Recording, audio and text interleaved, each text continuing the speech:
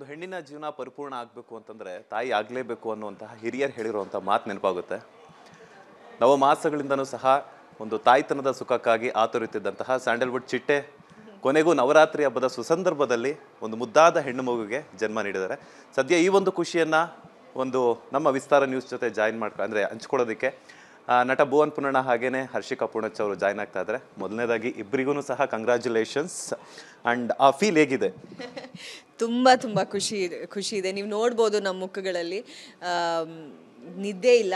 ಎಲ್ಲ ನಿನ್ನೆ ರಾತ್ರಿನೂ ಒಂದು 2 ಅವರ್ ಮಲಗಿರಬೇಕು, ಮೊನ್ನೆ ರಾತ್ರಿನೂ ಒಂದು 1.5-2 ಗಂಟೆ ನಿದ್ದೆ ಮಾಡಿರಬೇಕು. ಆದರೂ ನಮ್ಮ ಮಗುನ ನೋಡಿದಾಗ, ಆ ಮುಖದಲ್ಲಿ ಆ ಒಂದು ನಗುನ ನೋಡಿದಾಗ ನಮ್ಮ ಏನು ನೋವುಗಳಿದೆ, ನಿದ್ದೆ ಇಲ್ಲದೇ ಇರೋವಂಥ ಒಂದು ಸ್ಟ್ರೆಸ್ ಎಲ್ಲ ಇದೆ, ಅದೆಲ್ಲ ಹೋಗ್ತಾ ಇದೆ. ಸೊ ವೆರಿ ಹ್ಯಾಪಿ, ತುಂಬ ಖುಷಿಯಾಗಿದ್ದೀವಿ. ನಾನು ಹೇಳ್ದಂಗೆ ಇಟ್ಸ್ ಮ್ಯಾಜಿಕಲ್. ಎಲ್ಲರೂ ಹೇಳ್ತಾ ಇದ್ರು ತಂದೆ ಆಗುವಂಥ ಒಂದು ಸಂದರ್ಭ ಹೇಗೆ ಅಂತಂದರೆ ಮ್ಯಾಜಿಕಲ್, ಮಿಸ್ಟಿಕಲ್, ಅದು ಎಕ್ಸ್ಪ್ಲೇನ್ ಮಾಡೋಕ್ಕಾಗಲ್ಲ ಅಂತ ನಾನು ಒಪ್ಕೋತೀನಿ.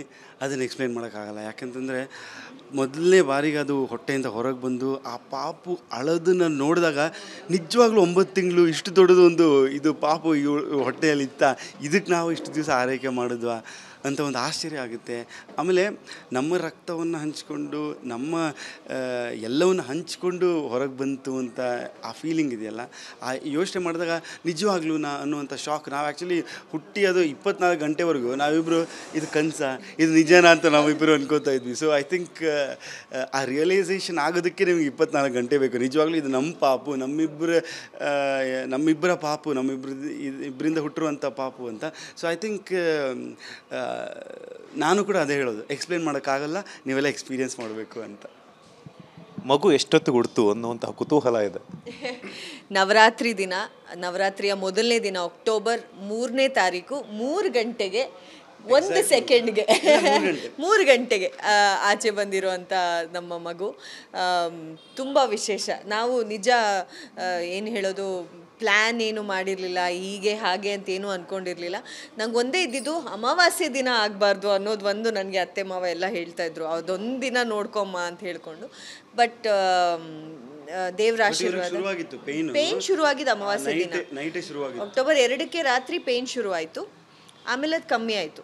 ಮತ್ತು ಬೆಳಿಗ್ಗೆಯಿಂದ ನನಗೆ ಹೆಂಗೆ ಅಂದರೆ ತಡೆಯೋಕ್ಕಾಗ್ತಾ ಇರಲಿಲ್ಲ, ತುಂಬ ಜಾಸ್ತಿ ಪೇಯ್ನ್ ಆಯಿತು. ಆಮೇಲೆ ಡಾಕ್ಟ್ರ್ ಹೇಳಿದ್ರು, ಇಲ್ಲ ಬಂದುಬಿಡಿ, ಅಡ್ಮಿಟ್ ಆಗಿಬಿಡಿ ಅಂತ.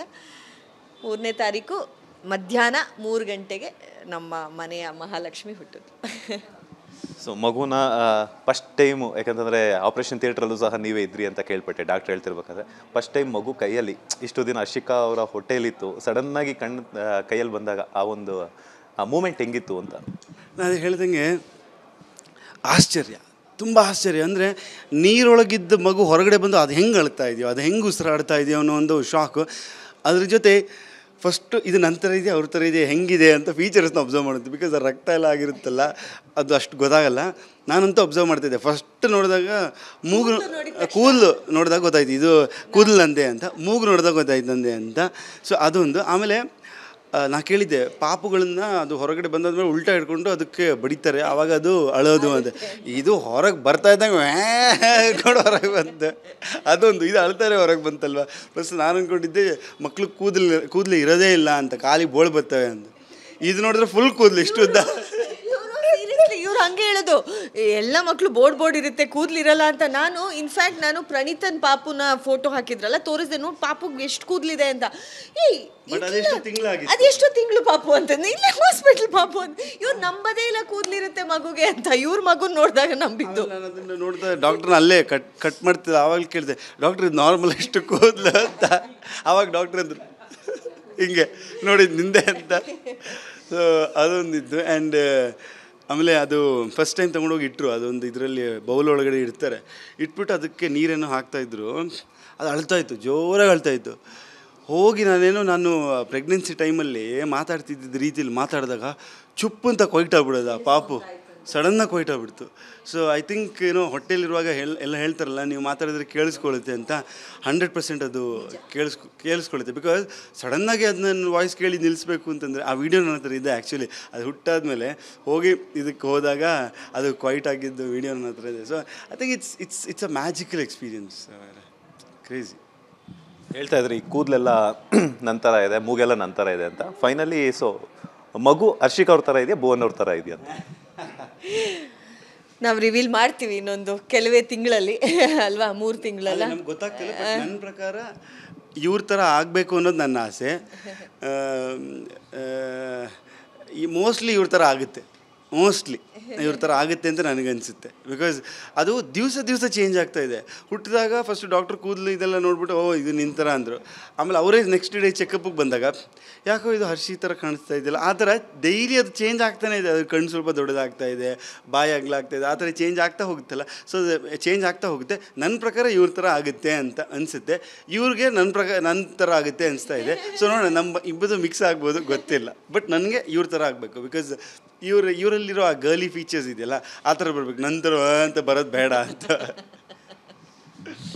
ಆ್ಯಂಡ್ ಈ ಒಂದು ಖುಷಿಯನ್ನು ನೀವು ಫಸ್ಟು ಯಾವ ಸೆಲೆಬ್ರಿಟಿಗಳ ಜೊತೆ ಆಗಿರ್ಬೋದು, ಯಾರ ಜೊತೆ ಶೇರ್ ಮಾಡ್ಕೊಂಡ್ರಿ ಅಂತ? ಫಸ್ಟ್ ಕಾಲ್ ಮಾಡಿದ್ದೆ ನಾನು ಶಿಲ್ಪಾ ಗಣೇಶ್ ಅವ್ರಿಗೆ. ಫಸ್ಟ್ ಅವ್ರಿಗೆ ಕಾಲ್ ಮಾಡಿ ಹೇಳಿದೆ. She was very happy. ಆಮೇಲೆ ಎಲ್ಲರಿಗೂ, ಶ್ರುತಿ ಅಮ್ಮನಿಗಾಗಲಿ, ಮಾಲಾಶ್ರೀ ಅವರಿಗಾಗಲಿ, ಅನೂಪ್ ಪ್ರಭಾಕರ್ ಅವ್ರಿಗಾಗಲಿ, ಜಯಮಾಲ ಅಮ್ಮನಿಗಾಗಲಿ ಎಲ್ಲರಿಗೂ ಇನ್ಫಾರ್ಮೇಷನ್ ಹೋಯಿತು.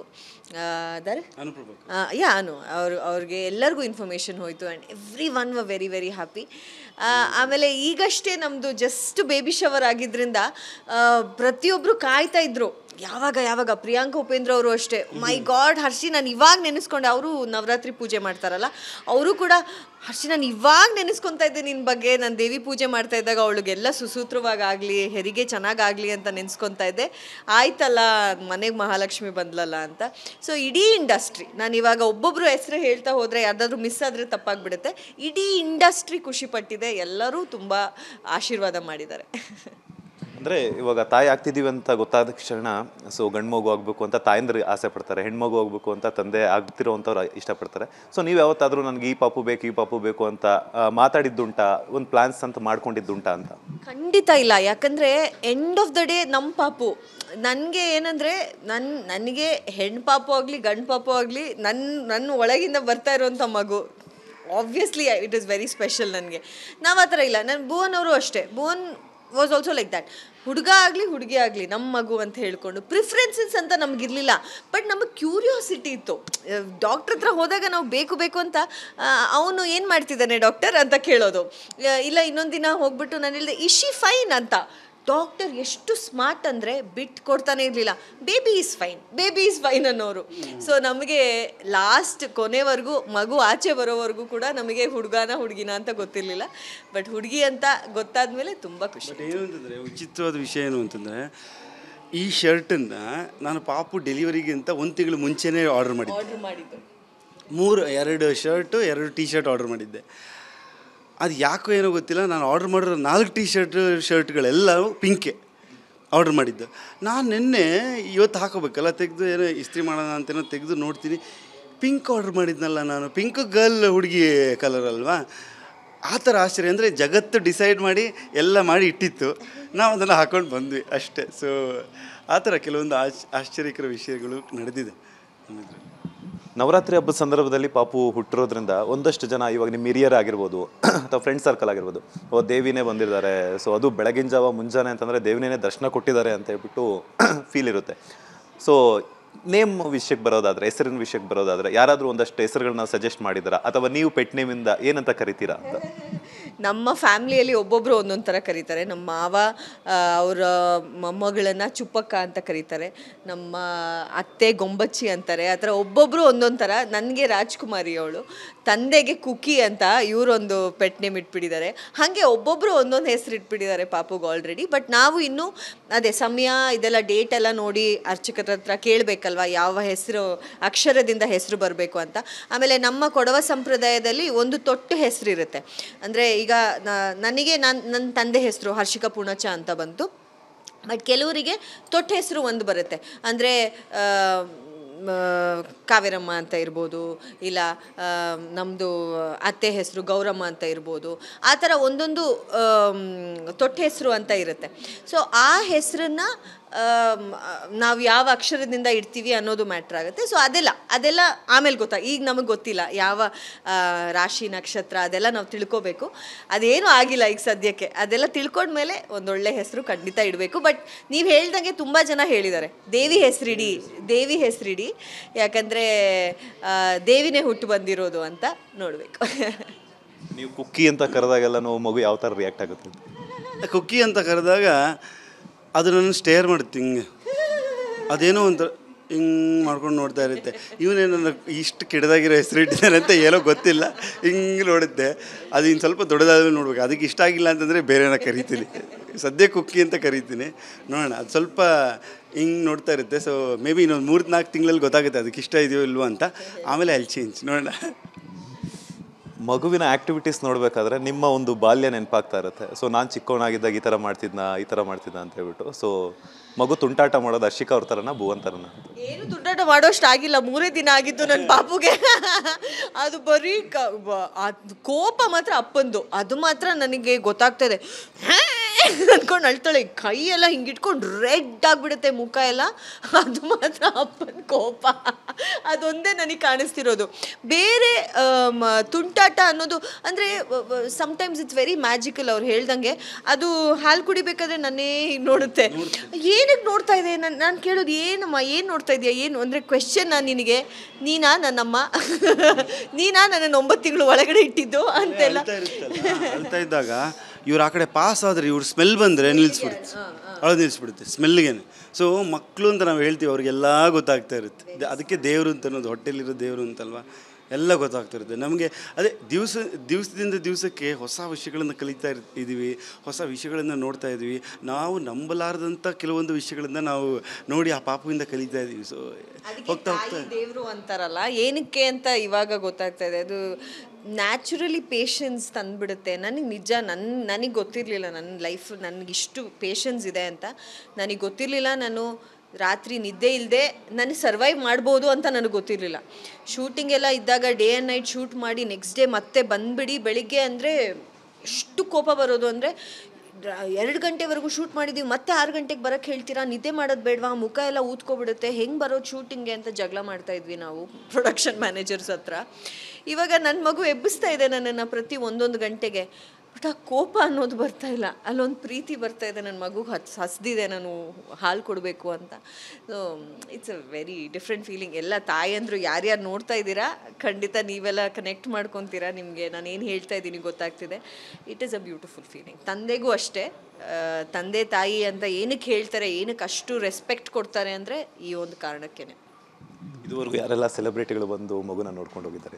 ಎಲ್ಲರೂ, ಇನ್ಫ್ಯಾಕ್ಟ್ ಎಲ್ಲರಿಗೂ ಏನಂದರೆ, ಈಗ ಪ್ರಿಯಾಂಕ ಉಪೇಂದ್ರ ಅವರು ಅಷ್ಟೇ, ನಾನು ಪ್ರಮೋಷನ್ಸ್ ಮಾಡ್ತಾ ಇದ್ದೀನಿ ಹರ್ಷಿ, ನಾನು ಎಲ್ಲ ಕಡೆ ಹೋಗ್ತಾ ಇದ್ದೀನಿ, ಮಗುಗೆ ಇನ್ಫೆಕ್ಷನ್ ಆಗಿಬಿಡುತ್ತೆ. ಹಾಂ, ಅಂದರೆ ಫಸ್ಟ್ 3 ದಿವಸ ಮಗುಗೆ ಇನ್ಫೆಕ್ಷನ್ ಆಗುತ್ತೆ ಅಂತ ಯಾರಿಗೂ ನೋಡೋಕ್ಕೆ ಬಿಡಲ್ಲ. ಹಾಗೆ ನಮ್ಮ ಅಪ್ಪ ಅಮ್ಮ ಇವ್ರನ್ನ ಬಿಟ್ಟಿದ್ದಾರೆ ಹೊರತು ಯಾರನ್ನು ಒಳಗೆ ಬಿಡ್ತಾ ಇಲ್ಲ. ಅದು ವೆರಿ ಸ್ಟ್ರಿಕ್ಟ್. ಮದರ್ಹುಡ್ ಅದರಲ್ಲಿ ಆ ವಿಷಯದಲ್ಲಿ ತುಂಬ ಸ್ಟ್ರಿಕ್ಟ್ ಇದೆ. ಬಟ್ ಅದು ಒಳ್ಳೆಯದು ಕೂಡ. ಪಾಪು ಅಂದರೆ ಹುಟ್ಟಿದಾಗ ಇನ್ಫೆಕ್ಷನ್ಸ್ ಆಗೋದು ತುಂಬ ಕಾಮನ್ ಆಗಿರುತ್ತೆ ಅಂತ ಬೇಡ. ಕೂಡ ಸೆಲೆಬ್ರಿಟೀಸ್ ಕೂಡ ಅದೇ ಹೇಳೋದು. ಈಗ ಜಯಮಾಲಮ್ಮ ಫೋನ್ ಮಾಡಿ ಅದೇ ಹೇಳೋದು, ನಂಗೆ ಶೀತ ಇದೆ ಪುಟ್ಟ, ನಾನು ಬರಲ್ಲ, ಮಗುಗೆ ಇನ್ಫೆಕ್ಷನ್ ಆಗುತ್ತೆ.